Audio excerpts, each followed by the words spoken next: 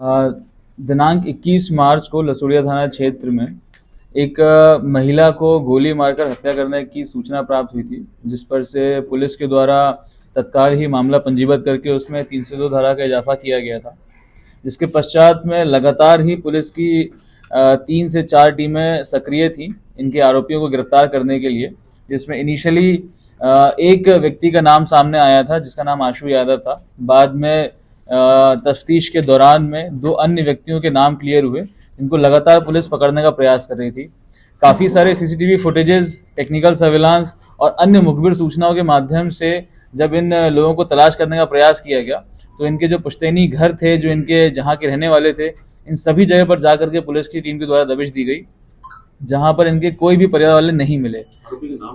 सभी जगह से लोग फरार होने के पश्चात में उनकी तलाश लगातार जारी थी, जिसमें मुखबिर सूचना और टेक्निकल सर्विलांस के माध्यम से जब इनकी जानकारी मिली तो ये जानकारी प्राप्त हुई कि ये लोग कसौल में जाकर छुपे हुए थे।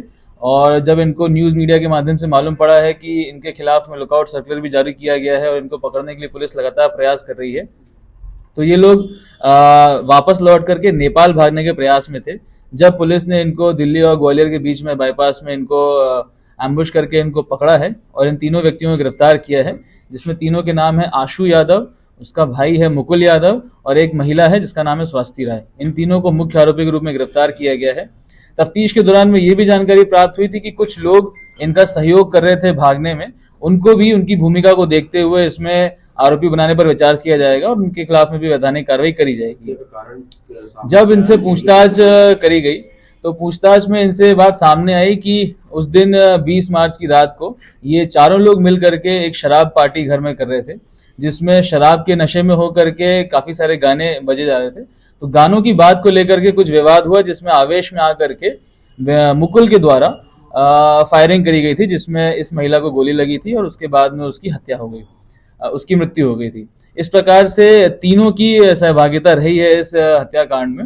जब इनसे और डिटेल में पूछताछ करी गई तो इनसे ये जानकारी प्राप्त हुई कि मुकुल और आशु और इनके कुछ साथी लोग उस घर में एक ऑनलाइन सट्टे का भी काम किया करते थे।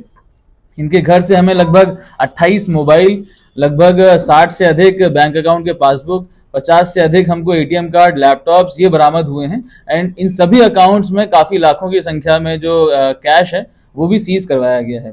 इस प्रकार से इनके विरुद्ध में एक और धोखाधड़ी का और ऑनलाइन गैम्बलिंग का मामला पंजीबद्ध भी किया गया है और इसमें भी अलग एक विशेष टीम का गठन किया जाकर के इस मामले की भी तह तक जांच करी जाएगी कि इस सट्टे के रैकेट में कौन कौन इन्वॉल्व था और उसमें जिन भी आरोपियों के नाम सामने आएंगे उनके खिलाफ भी वैधानिक कार्रवाई की जाएगी। भावना एक ग्वालियर की रहने वाली लड़की थी जो कि अपने मित्र के साथ में इंदौर आई थी। यहाँ पर मेकअप आर्टिस्ट का कोर्स करना चाहती थी। स्वास्थ्य से पूर्व से परिचित होने के कारण वो इंदौर आई थी, यहाँ पर रह करके कोर्स की जानकारी एकत्रित कर रही थी।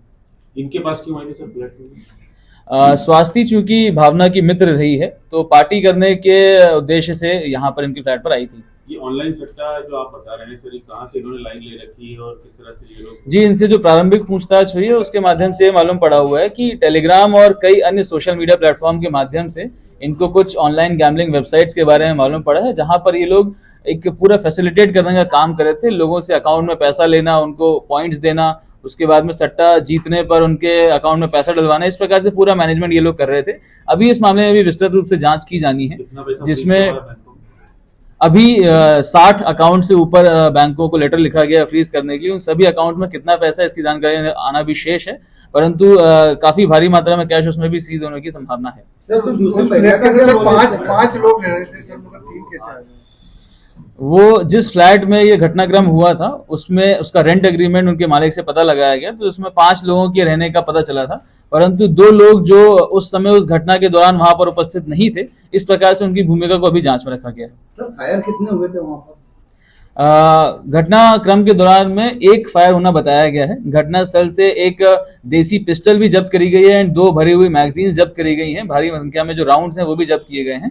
तो इसके साथ साथ में मोबाइल्स और लैपटॉप्स और काफी सारे जो फॉरेंसिक एविडेंसेस हैं उसको घटनास्थल से जब्त किया गया।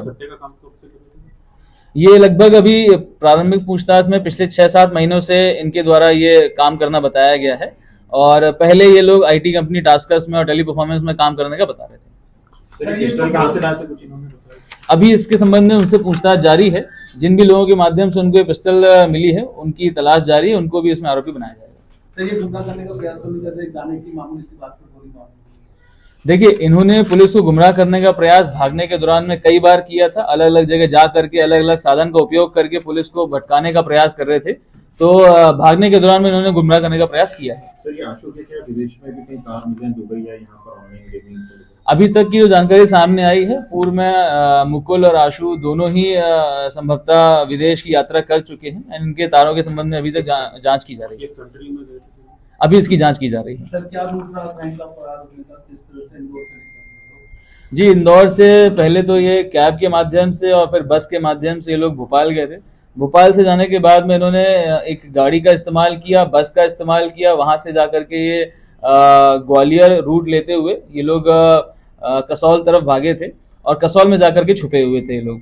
जब ये जानकारी उनको लगी कि पुलिस के द्वारा उनकी तफ्तीश की जा रही है और लगातार प्रयास किया जा रहा है पकड़ने का, तो कसौल से वो लोग भागने का प्रयास कर रहे थे नेपाल जाने के लिए। जब उनको रास्ते में इंटरसेप्ट करके पुलिस ने उनको गिरफ्तार किया। सर इन्होंने रास्ते में कैश यूज किया था या कहीं से कैश इन्हें मिल रहा था? चूंकि ये लोग इनके पास में बैंक अकाउंट की कमी नहीं थी, तो कई एटीएम से लेकर के गए थे। उन्हीं एटीएम का इस्तेमाल करके ये लोग कैश निकाल रहे थे।